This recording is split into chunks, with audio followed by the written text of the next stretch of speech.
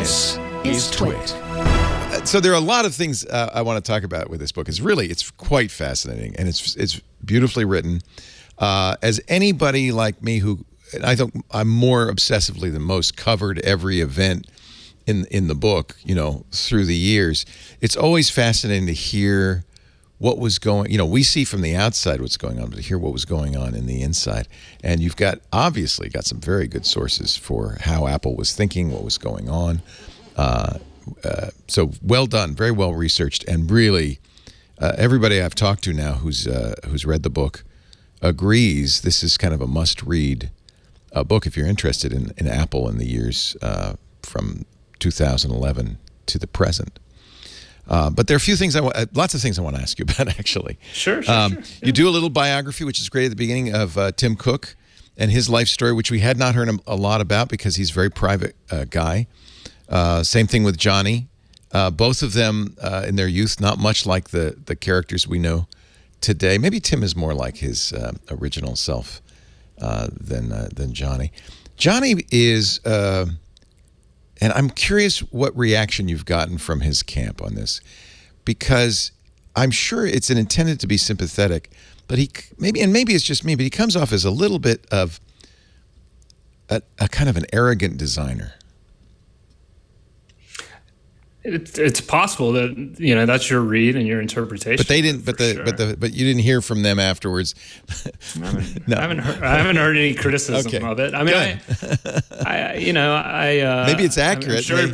I'm sure people who are close to Jony would probably look at that and say, well, he's brilliant. If you have such a distinct way of seeing the world, and you have confidence about how something should be designed or made, then arrogance, may be just part of the process. I mean, we have, culturally, I think, we make different allowances for people who are artistically minded. You could see that in music or art or anything else. And certainly, no one would say Steve Jobs is less than arrogant. They made a very good team, in fact, and you point this out in the book. They were kind of like soup and sandwich. They were a perfect pair, and there's a great image in it where I thought of football, where Steve is running interference for Jony, so that Jony can freely run down the field and design the iPhone or the Apple Watch or the Bondi Blue iMac, and Steve's just getting people out of the way, getting the no-sayers out of the way, and saying, no, this is how we're going to do it. You talk about the handle on the original round Bondi Blue iMac that Jony knew was going to cost a lot of money to go back and retool it, put a handle on it. And he knew at any other company, they'd say, well, you can't do that. and Steve said, no, that's a great idea. Let's do it. He signed off on it. But that's partly the tragedy of this, is that after Steve, Jony did not have that support from Tim Cook. Mm-hmm. Yeah. Tim Cook was... he was he was on the outside of the creative circle that was at the heart of the company, right? And he was worried about the operations aspect of what was going on at Apple, and it's just so as skilled as Jony is at fashioning a design or sketching or drafting, Tim is equally skilled with numbers, and that's his world that he's comfortable in. He's far more comfortable in the grids of a spreadsheet than he is sitting around subjectively weighing in on how a corner of an iPhone is rounded. And so he did not make a major effort to spend a lot of time in the design studio. That place was not a place that felt familiar or comfortable to him. It's easy at any point in the game to say, oh, Tim made a mistake, but when you look back at what Apple's net worth and the success of their products and their vast success, it's hard to find fault with anything Tim Cook has done. Mm-hmm. But he did lose Jony Ive. That's maybe the one thing you might find fault with. Did he lose Jony Ive, or was that an inevitability at a company where that became increasingly unfamiliar to Jony? Right. A place that was bigger and not as nimble, and where there's a nugget in the book where even shortly after Steve had died, where Jony had an idea for making a change to a product, and it was 2 weeks too late because they had to line everything up to get a product out at a certain time, and you just couldn't have the flexibility in the calendar to arrive at an idea. It would have to lie dormant for a whole year, and by then it might not even be worth pursuing. Right.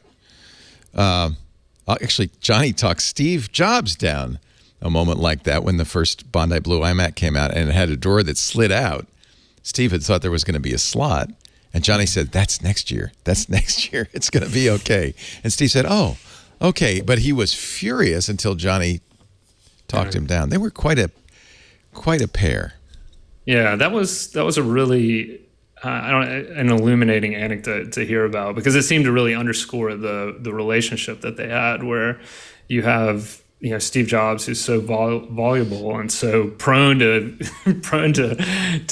yelling and screaming at colleagues, and Jony, who's relatively quiet and reserved. He can yell as well, but he had a way of being a calming presence for Steve and putting him at ease in moments of volatility.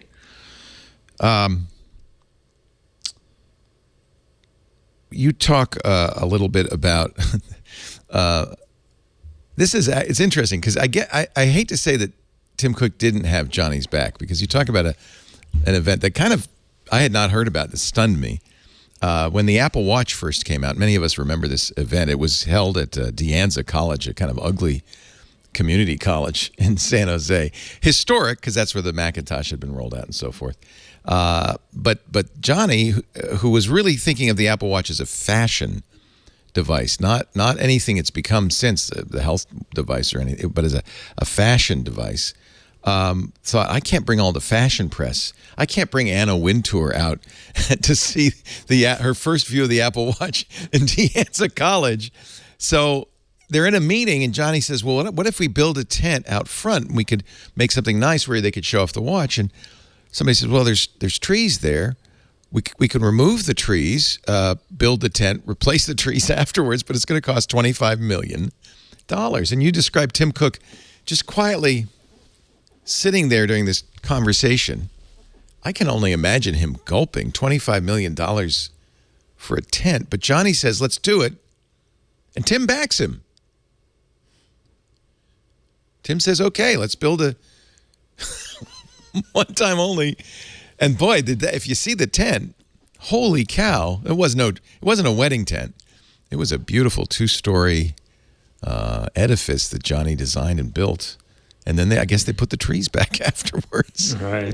They even went so far as to have some people from the fashion world do all the lighting for the interior, so the lights, when they hit the Apple Watches that were laid out inside the interior of the tent, were almost the quality of what you would see on a runway. That's really a lot of what I got from this, is how much the attention to detail. We knew Steve had this. We have a friend, Alex Lindsay, who says if he's ever looking for a right T-shirt brand, he'll just go down to the Apple campus, because Steve was always making sure that the T-shirts were the best T-shirts you could get. So you want to always find out what Steve picked, because that's the best. You talk a little bit about Steve Jobs' plane that he designed in this leather, and Steve didn't want shiny buttons, so he had brushed aluminum buttons. And I think Jony bought the plane right after Steve passed. Jony it became his plane. And the beautiful leather seats. There's so much attention to detail that I missed when you go to the Steve Jobs Theater at the campus. Each one of those seats, you talk about they're using Ferrari leather. Each one of those seats cost $14,000 for the unwashed press to sit in while Apple's revealing a new product. And again, that's Jony Ive. And so, as much as Steve ran interference, it sounds like Jony for a long time did kind of get his way. Yeah. He was still given a long leash and given an opportunity. I think the difference that occurred in the wake of Steve Jobs' death was that this became much more of a leadership by committee, much more consensus driven. Mm-hmm. And that meant that for somebody like Jony, who didn't particularly enjoy or and had some disdain for conflict and debate, all of a sudden he was thrust in a world where that was what you had to do. Right. So the great example of this was when they went to try to decide whether or not they were going to do the Apple Watch, and Jony helped organize a big meeting for all the senior and top executives to go over what the watch could be. And it was really understood going to that meeting, which was at a hotel here in New York, that this was Jony's show, and he was trying to persuade his peers that this was the right direction for the company to go in. We're talking to Tripp Mickle. He's the author of a brand new book, After Steve, How Apple Became a $1 trillion company, $2 trillion company, maybe $3 trillion soon, and lost its soul. Actually, not soon. Trillion's quite flexible. They're sub $2 trillion now. But what a great read. Highly recommended. It's available on Audible. It's available at Amazon and bookstores from William Morrow. There's a special triangulation convened because this book is so good and so important, I think, to talk about. The excerpt I read, and many of us read in the New York Times, Jony said the accountants have taken over. The accountants have taken over. He didn't like others might call them bean counters. Right. And yet he really did get away with. I mean, he was able to do a lot of stuff that I would have. Any bean counter might have said, 25 million to remove the trees. Can we just put it in the back? Yeah. But he eventually, I think, drifted off. You talk about a meeting where the designers brought him a product. He kind of, even though he's, maybe the big mistake was Tim Cook putting him in charge of all software after Scott Forstall left, was fired. That's a great scene too. We'll get to that. But after Scott Forstall was fired, Jony got basically everything. You're in charge of everything, Jony. And that was too much for him. He didn't want to be a manager. He wanted to be the designer. Yeah, 100%. I mean, he said as much when he spoke to Stephen Fry when he went to he reached an agreement around 2015 to go part-time at Apple, and Stephen Fry came out to talk to him about that. He was, Jony was being named chief design officer at that point, and was basically elated to no longer have to deal with the bureaucracy and the managerial responsibilities that he'd had the previous several years. He wanted the power because he didn't want anybody to say no. He just didn't want the responsibility of having to say yes or no to a bunch of stuff he didn't care about. So at one point, he would make the designers come up to his club in San Francisco. And at one point, he shows up, 3 hours late? And then just kind of looks at it and goes, okay, and then leaves. Totally disconnected. Was it a gradual process, or was there a sudden moment where he just kind of lost interest? The watch process, which he really drove for the company, left him very fatigued. And at the tail end of that, he felt like he was worn down. He went on a couple-week vacation. He returned, and he eventually approached Tim Cook and told Tim that he wanted to either step away from the company permanently or reach some other arrangement where he didn't have to come into the office all the time. And Tim Cook didn't want to be in he told people around him that he didn't want to be remembered as the CEO who lost Jony Ive at that time. This is 2015.